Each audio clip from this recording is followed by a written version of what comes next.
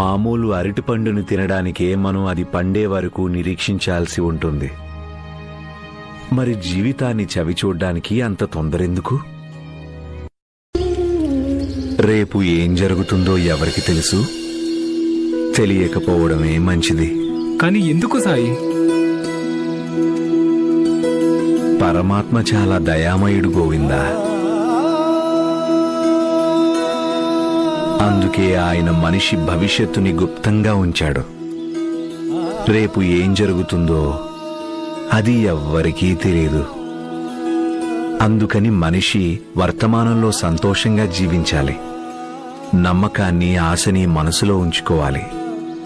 ఒకవేళ రేపు జరగబోయేది ఈరోజే తెలిసిపోయిందంటే ఒకటి మనిషి అహంకారంతో నిండిపోతాడు, లేదా నిరాశతో. నా భగవంతుని ప్రార్థించేటప్పుడు భగవంతుడు ఆ భక్తుని ప్రార్థనలో దాగిన భావాన్నే చూస్తాడు. వారి ద్వారా సమర్పించబడిన వస్తువుల బరువుని, వాటి ఖరీదుని చూడడు.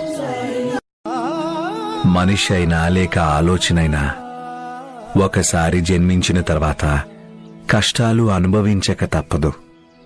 ఎలాంటి కష్టాలు సాయి? కష్టాలు ఎప్పుడూ ముందుగా చెప్పి రావు మా. కానీ గుర్తుంచుకో, సహనం, నమ్మకం ఉంటే ఈ బాధల్ని పోగొట్టుకోవచ్చు.